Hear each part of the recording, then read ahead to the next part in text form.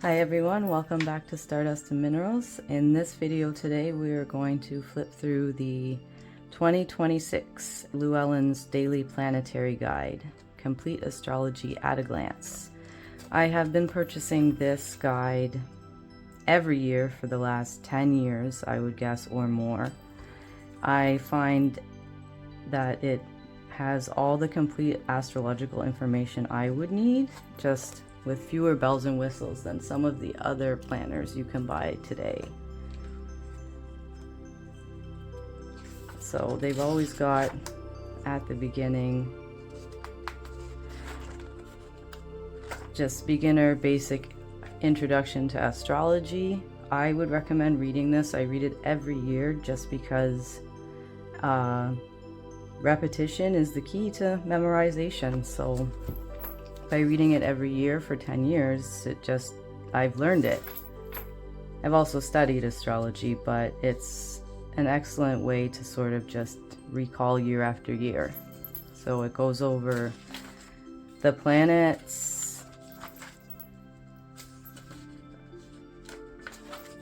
and then the signs, the polarities, the qualities, the elements,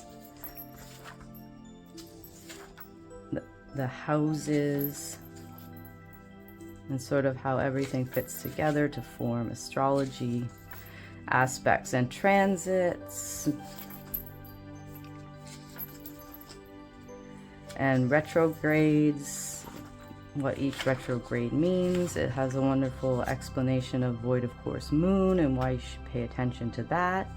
Then they have the moon's influence, so the different phases of the moon, and then the moon's energy through the signs. Then they have the eclipse dates for 2026, the new and full moon dates for 2026, planetary motions, retrograde planets again, planetary ingresses for the year, void of course data for the entire year.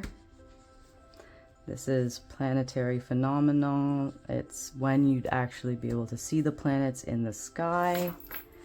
And then the weekly astrological forecasts. These I find incredibly helpful. I read mine every week, along with multiple other planners and almanac forecasts.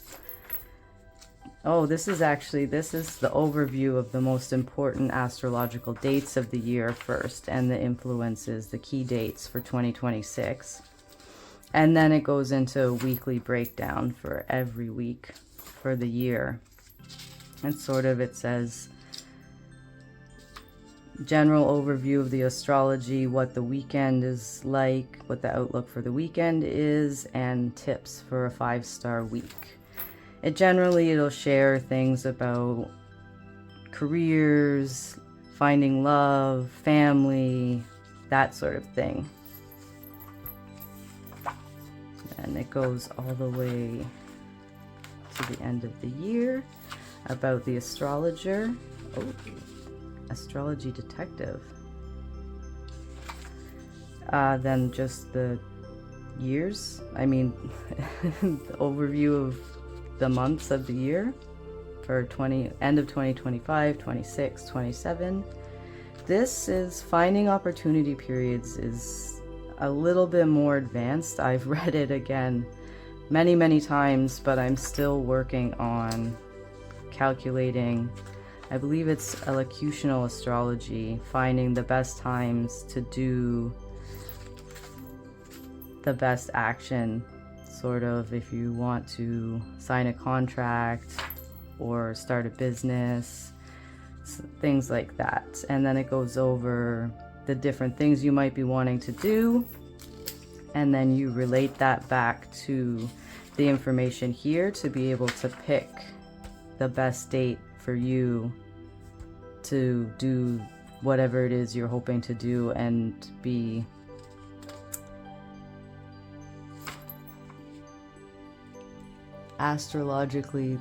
the most astrologically beneficial date for you to do these things. Then this is just sort of a key, a legend to the calendar pages, and then you have the calendar, weekly calendar with the different astrological aspects each day. They also have opportunity periods. I believe at the beginning they also explain how the opportunity periods are calculated, which are outlined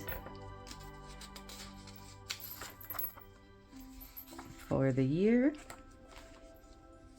And then they have sort of when there's Mercury retrograde, there's notes about the storm and sort of things that you should maybe hold off on even prior to Mercury going retrograde or once it's gone direct again.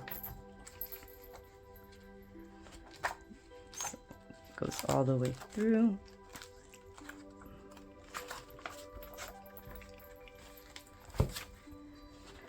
Then at the end they have month by month with just the new moon and the full moon. I usually go through this and write in the sign that the full or new moon will be in and what time it's happening at. It also has the sun ingresses into the signs, a space for notes,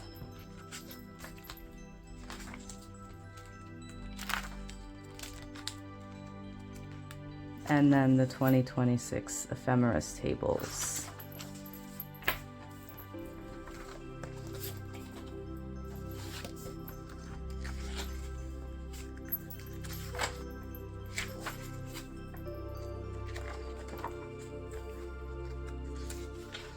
And then sort of the planetary hours, so you can pick auspicious times for starting certain activities. And the table of rising and setting signs. So I guess this is, if you don't know your exact time of birth, you could but you know around what time, technically you could sort of go ahead and guess your ascendant based on their table here. Oh, and then I have already filled in the horoscope chart, but it has a blank horoscope chart. And then a spot for notes. Oops, I forgot. I guess I got a little ahead of myself with this. I hope you enjoyed this video. If there's something else you'd like to see a flip through of, please leave it in the comments. And I hope you have a great day. And we'll see you in the next video. Thanks for watching.